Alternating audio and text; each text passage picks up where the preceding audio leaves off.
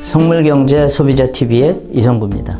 오늘 뭐 할까를 좀 생각을 해봤는데 뭐 조금 시간이 지났긴 했지만 윤희숙 의원이 그 부친의 그 농지 투기 문제로 국회의원직을 버리기도 했고, 또 이준석 대표도 부친의 제주도 땅 투기 문제로 구설수에 올랐었습니다. 근데 바로 이런 것들이 위법이 되고 또 구설수에 오르는 이유가 경자유전의 원칙이라는 것 때문에 그렇습니다. 윤희숙 의원의 부친도 그랬고 또 이준석 대표의 부친도 모두 농업인, 그러니까 경작을 하는 사람이 아니었던 거죠. 그러니까 경작을 하지 않는 사람이 왜 농지를 갖느냐, 이게 법의 위반이라는 겁니다. 근데 그 법이 뭔가 봤더니 농지법이라는 거예요. 물론 저도 가끔 부동산 경매에는 관심이 있어가지고 이 경락을 받으려고 설명을 보면은 농지 취득 자격 증명이라는 걸 가져와라. 그게 없으면은 보증금을 몰수하겠다. 이런 내용들이 있거든요.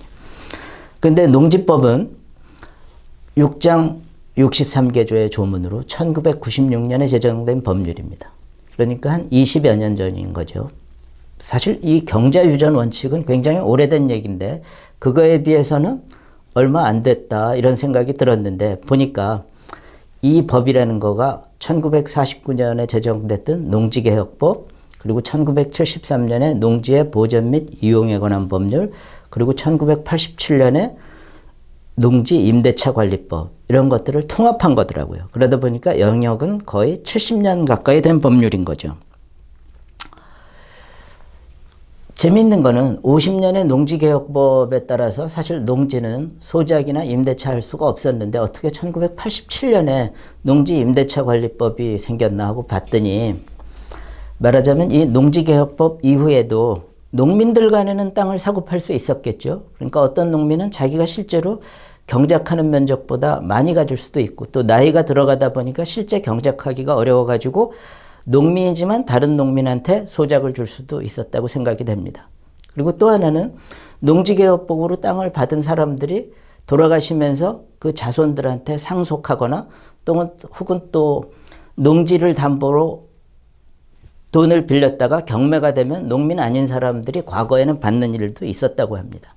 그러다 보니까 실제적으로 한 30년 정도가 지나서부터는 농지개혁법에 소작, 위탁경영, 임대차 금지 관련 조항들이 좀 사문화되면서 농지에서도 임대차 문제가 발생했던 거죠. 잘 봤더니 임대차 금지 조항 자체는 있었지만 1950년의 농지개혁법에는 처벌 조항은 없었습니다. 그래서 1987년에 이런 그 농지 임대차 관리법이 생겼던 것 같고, 그리고 또 하나는 경자유전만큼이나 또 이 농지법에서 중요한 부분인데, 농지는 다른 용도로는 함부로 바꿔서는 안 된다. 그래서 일반적으로 우리가 이제 건축법이라든가 도시계획법 같은 데서 지목 변경이라든가 용도 변경 같은 거는 그 비교적 쉽게 할 수가 있는 건데, 농지를 뭐 주택용지라든가 공업용지로 바꾸는 거는 쉽지 않게 돼 있습니다. 그게 1973년에 제정된 농지의 보전 및 이용에 관한 법률인데, 말하자면 60년대 공업화의 진전이 이런 법률을 필요하게 만들었던 걸로 생각이 됩니다.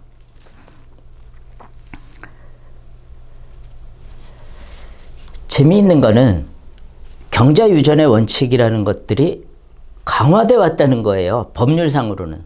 물론 1962년 헌법에도 경자유전의 원칙에 따라서 소작제 금지가 등장을 합니다. 근데 1987년 헌법에는 더더욱 명확하게 강조가 돼가고 있어요. 근데 실제적으로 이 기간 동안 1960년대에는 인구의 50%가 농업 인구였는데 4%로 줄어들었고, 아마 87년이라도 10몇 프로 수준으로 줄어 있을 거예요. 그리고 1,500만 원에 가깝던 농촌 인구는 현재는 200만 원. 아마 87년 이 무렵에도 기껏해야 뭐 4,500만 이랬겠죠. 그러니까 실제적으로 경제에서의 비중은 줄어드는데 경자유전의 원칙에 대한 국민들의 감정 내지는 법상의 규제는 더 강화되어 왔다고도 볼 수 있는 거죠. 여기 이제 그 그래프들입니다. 농가 인구의 추이.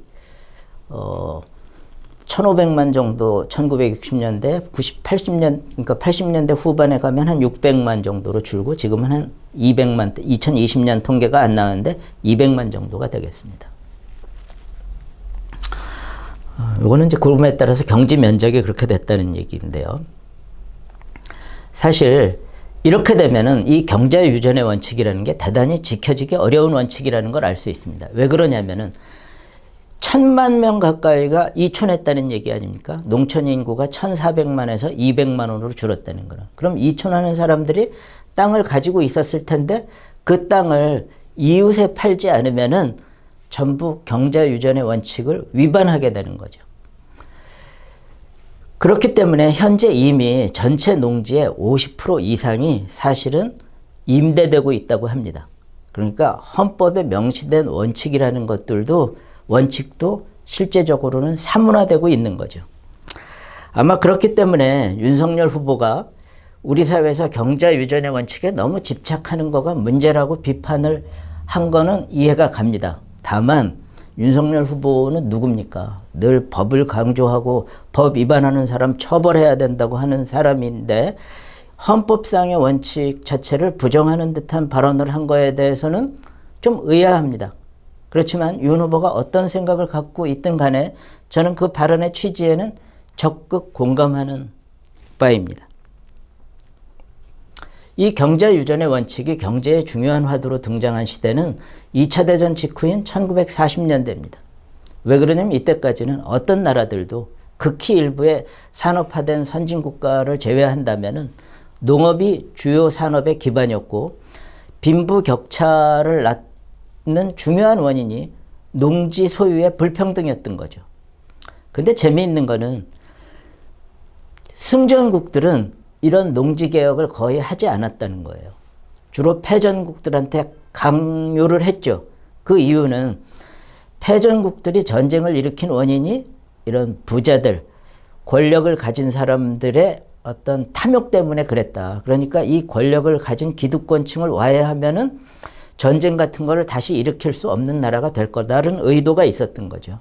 근데 그런 나쁜 의도에도 불구하고 이 패전국에서 실시한 농지 개혁은 이 산업화에 굉장히 중요한 그 인센티브로 작용을 했고 또 사회 계층 간 갈등을 줄여가지고 결과적으로는 경제 개발에 기여를 했다. 이런 연구 결과들도 많이 있기 때문에 이 50년대 뭐 농지 개혁 자체가 안 좋다.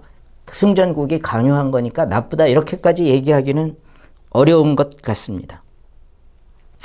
그런데 지금 이제 2000년대에 들어와 가지고 과연 농지 소유의 불평등 내지는 농업소득의 불평등이 우리 사회의 불평등의 정말 중요한 원인이 되고 있는가를 보면 전혀 안 그렇습니다. 왜 그러냐면은 국민 총소득 중에 비중을 보면은 이미 농업 부문은 2% 정도 될까요? 2% 미만이고 인구수는 4% 미만입니다.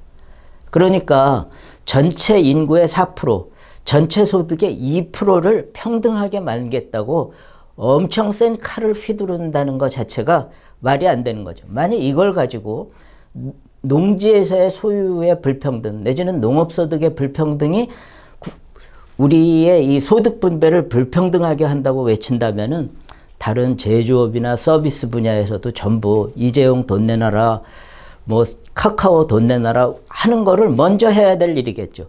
그야말로 우스꽝스러운 얘기라는 겁니다.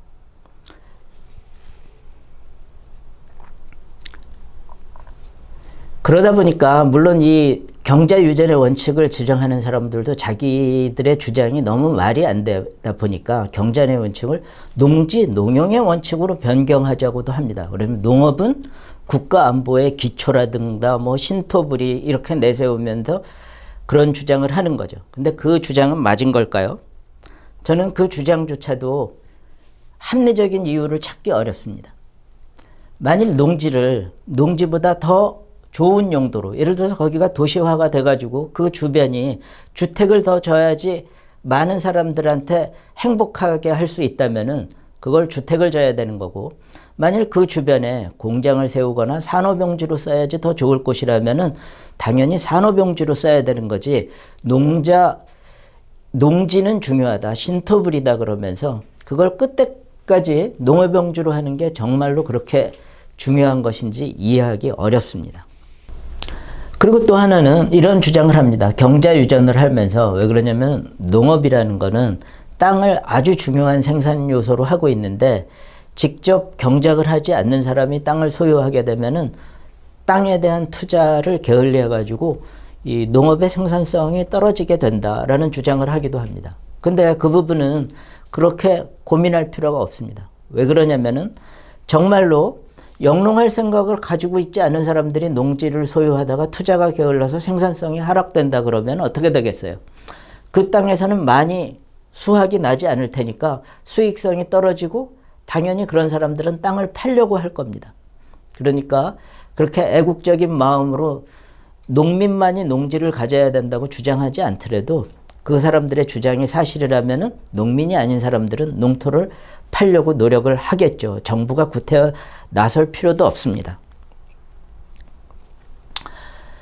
그리고 농지를 꼭 보존해야 한다는 굉장히 중요한 그 생각 중에 하나가 농지가 환경을 보존한다는 거하고, 또 하나는 식량 안보에 중요하다는 두 가지를 주장을 합니다. 그런데 지금 현재 농지에서 엄청난 화학비료 또 농약도 씁니다.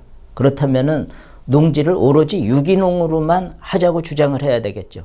근데 유기농으로 해가지고 수확량이 줄어들면 어떻게 돼요? 식량 안보에 기여하지 못하게 됩니다. 그러니까 주장의 앞뒤들이 맞질 않습니다.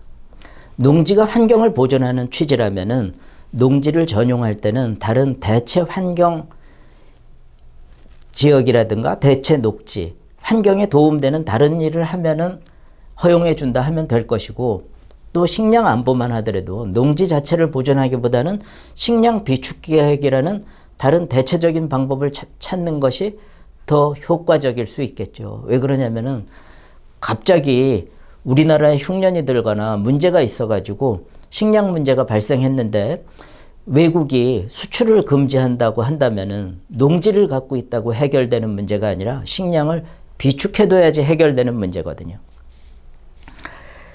그래서 저는 뭐냐면은 지금 여러 가지 이 경제적인 문제 그리고 상황의 변화를 생각할 때 경자유전의 원칙을 주장하면서 농지법을 마치 누구도 건드릴 수 없는 성역으로 주장하는 것은 매우 잘못됐다, 이렇게 생각을 하는 거죠.